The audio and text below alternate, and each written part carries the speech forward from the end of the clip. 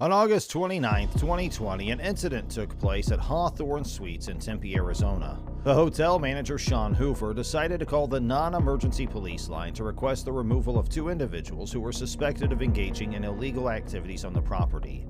Shortly after placing the call, Mr. Hoover, along with his employee, Travanier Compion, encountered a man and woman smoking in a stairwell with the exit door propped open.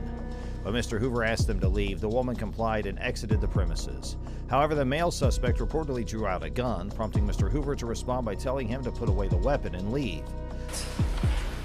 Manager's advising that this male subject here just pulled a firearm on him. Where is he now? White male, black male, what do we got?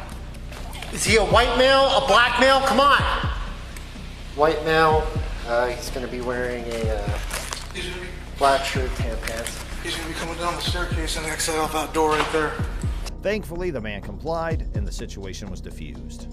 Officer Ronald Garcia from the Tempe Police Department was the officer who responded to the initial call and approached Mr. Hoover in the hotel lobby.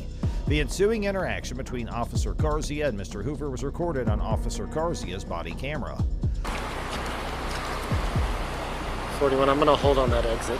Responding units, if you're coming up Price, I want you to come in that entrance and hold. Put your hands up! One at gunpoint. Step out! I work here. You work here? I was kicking the door closed, man. Okay, turn around. I work here. That's fine. Come on, man, you don't gotta Step put no this way. gun in me. I got Hey, my listen to hands me. Listen, okay? I got my hands I am responding to somebody with a firearm who matches your description. Do you understand that? Officer Garcia, holding his firearm, aims it at Mr. Compion, a black male donning a white shirt and dark pants, asserting that he is seeking an individual with a firearm who fits Mr. Compion's description, given that the suspect was reported as a white man, clad in a black shirt and tan pants. Mr. Compion expresses his concern to Officer Garcia, stating that pointing a gun at him solely because of his profession as a police officer is inappropriate. In response, the officer explains that when responding to a situation involving a firearm, he is authorized to take necessary measures to ensure his own safety. I ain't do nothing to you. Remember this, I need your badge number and your name. You'll get everything you need. Yeah, put everything on the ground. I didn't do nothing to you. I got my hands up and I work here. Go call the manager. 41, where are my other units at? Just hang tight, okay? But this ain't, I work here. All you gotta do is call the manager and take the gun. Who's your manager? Stop telling me what to do. Sean Hoover, take the gun. Okay, what is your name? Trey. 41, can we get somebody to get the complainant on the line and find out if there's an employee here by the name of Trey? You don't got to hold no gun. My hands are up. I'm not a threat to you. Are you a cop? I'm not a threat to you. Are you a cop? I'm not a threat to you. You don't tell me what a threat to me is. You don't know. Just because you're a cop don't mean you can hold a gun at somebody whenever you get good and damn ready. I put my hands up and I'm not. When I'm responding to somebody with a firearm, I can do what I need to stay safe and go home to my family. Do you understand that? My hands are up. While pursuing another suspect who fled, Officer Garcia pointed his firearm at him.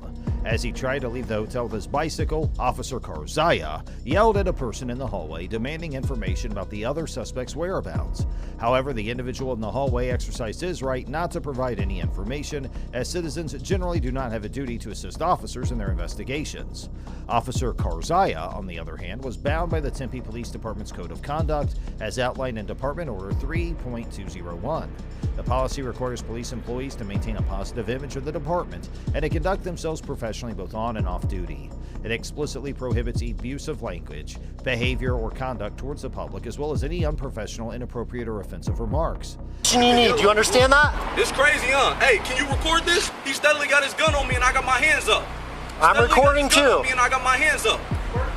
I know I work here, but he steadily got his gun.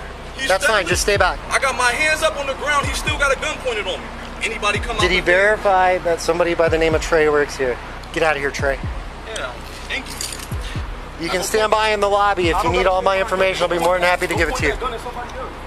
Considering Officer Garzia's treatment of the individual in the hallway and his interactions with other members of the public during the incident, it appears his conduct violated the department's code of conduct. As Officer Garcia spoke with another officer outside the hotel, he appeared to turn off his body camera. Subsequently, it was reported that other officers who arrived on the scene conducted the investigation, but the armed suspect was never found. I've got one fleeing back inside. Hispanic or white male, approximately 30 years old, black bandana, white t-shirt, gray shorts. Stop right there. Me? Where did he go? Where the did he go? I ain't got nothing to do with that, man. Where is he? That ain't got nothing to do with me. No shit. So why is you talking to me like that? God, get out of the way. I'm not Go. in the way. I can't Go at you 'cause- now. The Tempe Police Department initiated an internal investigation into Officer Garcia's conduct, revealing several policy violations during the interaction. As a result of the investigation, Officer Garcia received a 2-week unpaid suspension and was reassigned to an administrative role within the department. He's good. Get him out. Where did he go, Sean? Jesus Christ. The guy with the gun. Where the hell did he go? He walked outside. Jesus Christ. Sean just told me that he went back inside. He may have popped out the main entrance. Which way did he go? I told you. And why do you have my employee a black male at gunpoint? He's clearly not white. Somebody else go talk to Sean. The manager is explaining that she may have fled out the east entrance now, but he doesn't.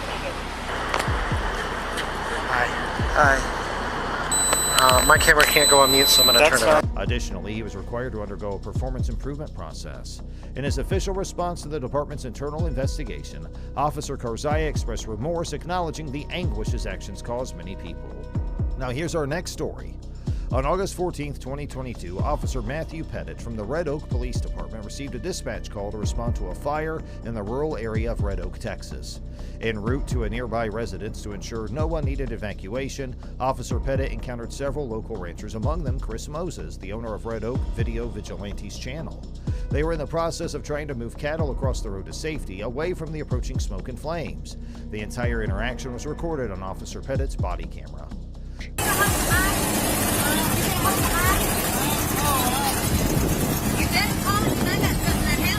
What are y'all doing? Move out of the way. Hey, put off the attitude. Move the cow. No, move your vehicles out of the road. The cow got the fire with Okay, you stop the attitude. Need to block the road to move cows. The fire's not coming this way. Is it not coming? You sure? Yeah, I just came over here. When recounting his interaction with Mr. Moses and other ranchers to Sergeant Lockhart, Officer Pettit misstates the facts multiple times. He asserts that the ranchers blocked the road, but the body camera footage shows they stopped on the side, leaving enough space for other vehicles. Officer Pettit also claims Mr. Moses had red and green lights on his truck, while the footage reveals only a small LED light bar near the rearview mirror. Furthermore, he tells Sergeant Lockhart that Mr. Moses parked his truck in the middle of the road, causing traffic problems, but the footage shows otherwise. Sergeant Lockhart then repeats the story, inaccurately alleging that the ranchers obstructed the road while a fire unit needed to pass. However, Mr. Moses' YouTube video featuring the body camera footage confirms the ranchers had already left before the fire unit arrived, debunking the claim. Well, the fire's out, right? They had a line just burst, so they had some hot spots come back. They went down to just one hose, but they're getting it fixed. Okay. You're gonna have to field a complaint. I just got into a screaming match with Chris Moses over there. Good. He decides he's gonna block the road because he needs to move cows. And I said, well, okay, well, how's the emergency vehicle getting it through to put out the fire that's just gonna get bigger because you decide you want to block the road for cows? He's got his vehicle in the middle of the road with his red and greens flashing. There's traffic backed up. So I ain't taking his attitude. I'm out. If he calls on. Sergeant Lockhart questioned the ranchers about blocking the road to move cows.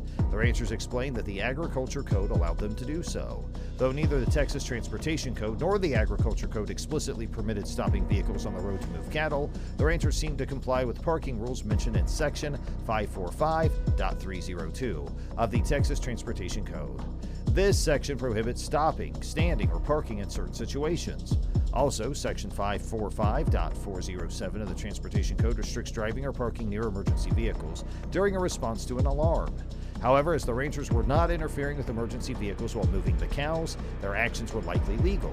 Additionally, the Agriculture Code, as cited by Mr. Moses, allows moving livestock on highways without creating affirmative rights to violate transportation laws. Since the rangers didn't seem to violate the Transportation Code, their actions were probably considered legal. When Mr. Moses and his neighbor returned to where Officer Pettit and Sergeant Lockhart were standing, Officer Pettit claimed that the ranchers were not supposed to be driving a so-called side-by-side on the road. The side-by-side, also known as a utility vehicle, falls under the category of an off-highway vehicle according to Section 551A.001 of the Texas Transportation Code. Chris, you're not allowed to block an entire roadway, okay? I don't know if you know that, but you're not allowed to stop, stand, park in the middle of the roadway. It's against the transportation code, okay? To move cows from one pasture to another pasture. To block the roadway. That's right. That's right. To bring my cow. I'm not having an argument with you. I'll take it up with Chief tomorrow. Okay, call Chief, that's fine. I'm done arguing with you. Sarge, that was bull crap. We are blocking the road to move cows. All right, and where in the transportation code does it say you can do that? What? Where in the transportation code does it say you can do that? You know that's BS. The code defines it as a motor vehicle with side-by-side seating designed for off-highway use and primarily intended for utility work, not recreational purposes. Section 551A.051 of the Transportation Code generally prohibits driving a utility vehicle on the road with limited exceptions. Additionally, Section 551A.052 of the Code states that the unregistered off-highway vehicle may operate on a highway with an issued license plate, though it's unclear if the side-by-side has one based on the body camera footage. However, Section 551A.057 allows off-highway vehicles to operate on a highway when connected to agricultural activities without displaying a license plate. Since the ranchers used the utility vehicle for agricultural purposes while moving cattle, and also while making their complaint to Sergeant Lockhart and Officer Pettit, it remains uncertain whether Mr. Moses violated Texas law by driving on a public road. Everybody around saw it. Okay. And I wasn't going to put up with that crap. And I'm not going to put up with it either, Chris. I'm not going to put up with your attitude either. Hey, I don't need the attitude either, all right? Leave it be. If you want to file a complaint, go up tomorrow 8 to 5, okay? Anything else I can help you with? Okay. It upset everybody. Everybody's mad because we were trying to do something that we got out with an attitude for everybody. I got you, and we're trying to deal with something too, and you got the road blocked off. I'm trying to get Lancaster down here too, all right? So if it's a little bit high stress, could you understand? Like I said, come down tomorrow, file a complaint, okay? All right. He filed a complaint all he wants. My job is not to take attitude from people that are telling me how to do my job. That's not my job. I don't care what he has to say. He was sitting in his truck blocking traffic. He's not moving any cows. I'm fine, but dude, I'm seriously, I'm not going to get talked to wrong by Chris Moses. Then he comes up in here, he's like, walk away. I'm talking to him. He's like, no, you're not. No, that's not how this is going to go. They're flying up and down the road on that side-by-side. They're not even supposed to be driving the side-by-side on the road. I guess that's agricultural code too. Mr. Moses obtained the body camera footage of the interaction and posted it on his YouTube channel. Lackluster also covered this incident on December 7, 2022, reporting that Mr. Moses had filed a complaint with the department but had yet to receive a response. He spoke to a state trooper and a Texas livestock agent, both of whom told him he did nothing wrong and criticized the officer's lack of common sense. Mr. Moses' YouTube channel features other encounters with the Red Oak Police Department, alleging harassment and belittlement.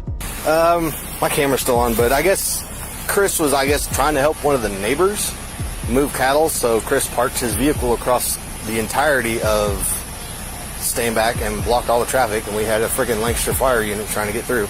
Then after all that was done, he came down here and tried to yell at Pettit again, and I was like, no, that's not going to happen. He thinks they have some sort of agricultural exemption that lets them block the road to get cattle across. No, he had his little, blues and greens or whatever, yellow and green, whatever lights he's got on it. He was blocking both lanes because I guess they were supposed to be moving cattle across the road. And the thing is, the fire truck wasn't there yet, but it was coming, so, yeah. Talk to the boss? I was just giving him a heads up. That Red Oak talks about the blow up? Later, Officer Pettit was recognized on the department's Facebook page, but the encounter revealed inaccuracies in his report. It underscores the importance of officers focusing on facts and citizens' rights. Mr. Moses' actions in defending his behavior and sharing the footage demonstrate courage, and the hope is for improved relations with the department through education.